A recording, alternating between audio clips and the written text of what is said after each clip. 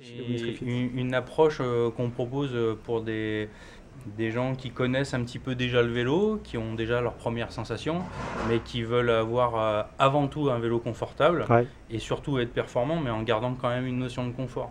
Et la notion de confort, finalement, on l'a de par des premières expériences vécues, douloureuses ou moins douloureuses, mais qui permettent déjà d'avoir un premier ressenti. Un travail de positionnement directement sur le vélo, d'accord. Ouais, sur le vélo, okay, ouais, exactement. Okay. Donc qui se passe dans la cabine. On vient positionner un vélo à ce niveau-là. Et donc ça c'est le client, j'allais dire, qui débute et qui veut un travail de positionnement bien fait. On fait hauteur de selle, recul de selle, longueur potence, enfin, le minimum vital pour pouvoir démarrer dans des bonnes conditions. Si la personne veut aller plus loin, on peut aller plus loin de par largeur de selle, nécessité d'avoir des semelles, et on part sur un travail aussi d'ergonomie sur tous les points de contact, que ça ait des mains, des fesses, des pieds sur les pédales. Et on tient compte aussi de tout ce qui peut être ancienne pathologie, accidentelle ou non, ou de tout ce que la personne a pu avoir de par le passé, et qui sont à prendre en compte justement sur ce travail. Ça permet de positionner en fait cet outil sur la direction et de modifier l'angulation et la longueur. Et tout de suite, on peut déjà faire une analyse. Si on voit pédaler la personne, on peut faire une analyse si on a un point de contrainte au niveau des cervicales ou non, et si elle a déjà de la sensibilité ou non, parce qu'il y a des personnes qui sont très flexibles et sur lesquelles ça ne pose aucun souci, et d'autres où ils ont besoin d'avoir un angle d'attaque au niveau du dos qui sera beaucoup plus ouvert, ne serait-ce que de par un embonpoint, manque de flexibilité. Donc tout ça, c'est des caractères qui sont à prendre en compte, son gabarit, flexibilité de la personne. On a un outil ici qui nous permet de mesurer les largeurs de selle, justement, et de façon à pouvoir après proposer la selle la plus adaptée en fonction des points d'appui qu'on pourra avoir à ce niveau-là. D'accord. Et c'est un outil qui nous permet de savoir si la personne a besoin d'avoir différents types de semelles pour éviter un affaissement de la voûte plantaire. C'est de façon à ce que ses jambes travaillent le plus droit possible et qu'elles soient le plus efficaces quand elle appuie sur les pédales, pour pas avoir de déperdition d'énergie. Toujours dans la notion de performance, mais surtout de confort. De confort, oui. C'est-à-dire ne pas avoir de risque musculaire, de lésions par la suite. Alors après, il y a des personnes qui sont plus ou moins sensibles à ça. Il y en a, ils ont mal, mais c'est normal. Non, on doit avoir mal aux jambes parce que vous avez forcé, oui. Avoir mal aux fesses, avoir mal aux cervicales, au dos, aux pieds, non. Ça, c'est autre chose. C'est des choses à corriger.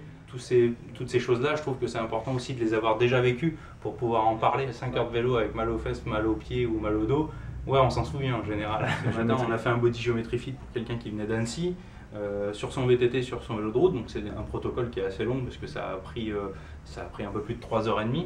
C'est pas les mêmes contraintes sur les deux vélos? C'est pas les mêmes contraintes et les positions ne sont pas les mêmes non plus. Les douleurs, les besoins ne sont pas les mêmes. Dans le sens où sur un VTT, souvent on a une suspension qui travaille, on a un écrasement du pneu qui est plus conséquent. Sur la route, les besoins ne sont pas les mêmes, on reste beaucoup plus figé sur une position statique, alors qu'en VTT on bouge, on se met en danseuse, on se rassoit. Bien souvent dans les VTT sont montés avec des tiges de selle hydrauliques qui sont variables au niveau de la hauteur de selle. Du coup on est sans arrêt en train de bouger et on a moins ce côté je prends des fourmis dans les mains, dans les fesses, j'ai des pertes de sensibilité. En VTT c'est moins souvent le cas.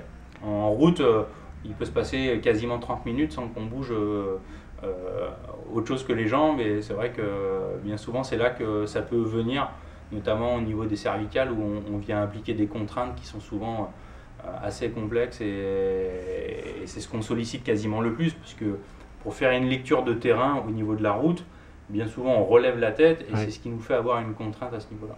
D'accord. Quel niveau à peu près? C'est souvent les mains en VTT, parce que le réflexe de beaucoup de cyclistes c'est de serrer très très fort les mains en fait au niveau du guidon. Donc on va diminuer ces pressions en fait au niveau des mains en proposant des inserts en gel au niveau des paumes de main pour filtrer les vibrations, des poignées ergonomiques en fonction de sa pratique et du type de vélo. On a des poignées en fait qui permettent de limiter les points de compression.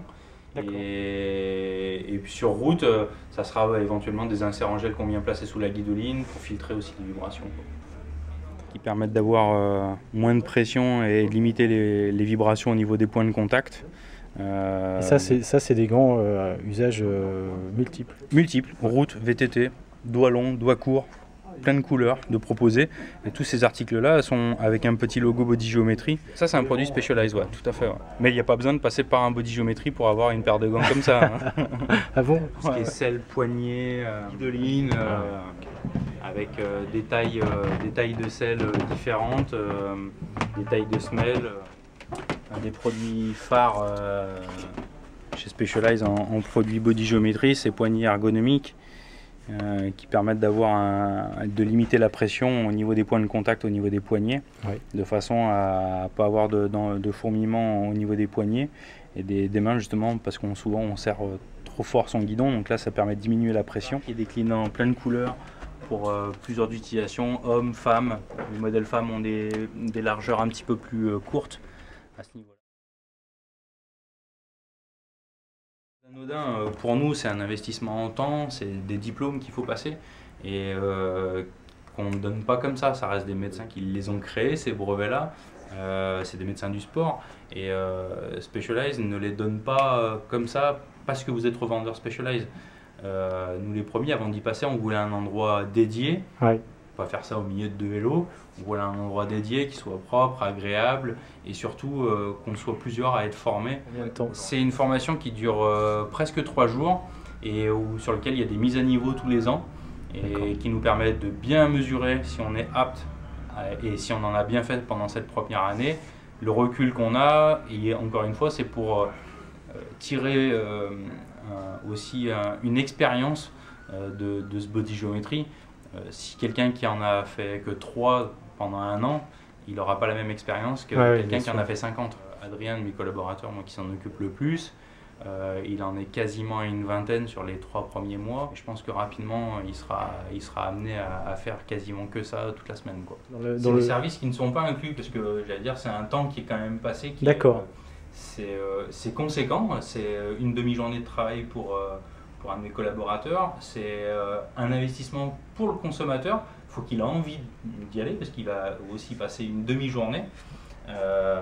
C'est pour ça qu'on a des gens qui se déplacent de très loin parce que si vraiment ils sont intéressés, puisqu'il y a des gens qui ne sont pas du tout sensibles à ça, si vraiment ils sont intéressés, ils prennent le temps et le côté coûteux n'est pas si important dans le côté confort. Parce que le côté confort est beaucoup plus important des fois que le côté performance et prix de part. Mais notre cœur de marché finalement il est plutôt pas forcément sur des vélos très très haut de gamme, il est sur des vélos entre 2 et 4 000 euros, sur des gens qui mettent une certaine somme dans un vélo, mais qui ne sont pas des sommes extraordinaires où on peut dépasser les 8 9 000 euros. C'est pas forcément eux qui sont demandeurs de ce type d'expérience, mais plutôt un cœur de marché, j'allais dire dans la tranche milieu de gamme, de gens qui travaillent la semaine et qui font du vélo le week-end. C'est-à-dire qu'il y a tout le stress d'une semaine qu'il va falloir évacuer le week-end, mais en le faisant dans des bonnes conditions, parce qu'on n'est pas des machines.